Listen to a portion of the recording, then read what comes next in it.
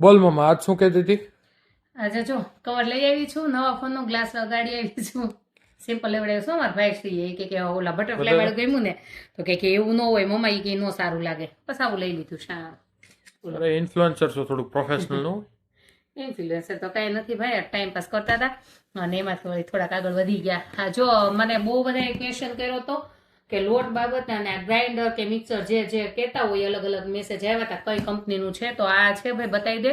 આમે બહુ જૂનું છે એટલે મેં કદાચ તો તમને નહીં મળે તો એ ટ્રાય કરજો, મળે તો. મારે તો ઘણું જૂનું છે એટલે, પણ મેં તમને ગોઈતું તમને બોક્સ બતાવવા.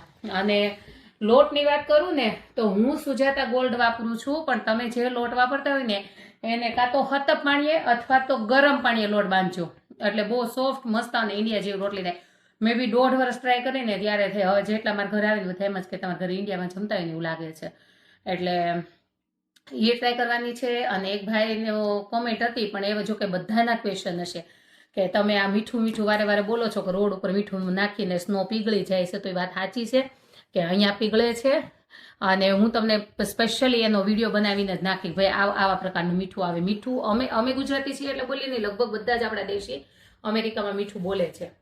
એટલે એ બાબતે હું તમને કહું કે મીઠું જ છે એ, અને હું તમને એનું રીલ બતાવીશ. અને બીજું એવું કહ્યું તો ઘણાના ક્વેશ્ચન હતા કે તમે ગાડી ચલાવી શકો એટલા બરફમાં, આટલી ઠંડી ન લાગે. તો નહીં ભાઈ, ઘરમાં હીટર ચાલુ હોય, બહાર જવા માટે એના કપડાં સ્નોના અલગ જ પહેરવા પડે, સ્નોના શૂઝ આવે એ જ પહેરવા પડે કમ્પલસરી.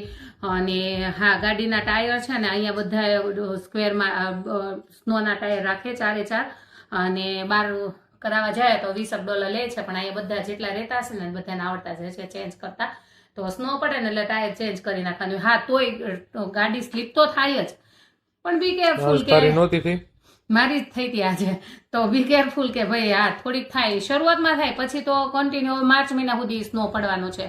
તો વચ્ચે પછી ન થાય, કારણ કે પછી બધું આમ શું કહેવાય લેવલ થઈ ગયું હોય બરફ. આજે મારા ને મમ્મા ઝઘડો થતો હતો. હા. અમે કવર લેવા ગયા, એનું કવર એક જગ્યાએથી મળી ગયું, અને મારું પછી કવર.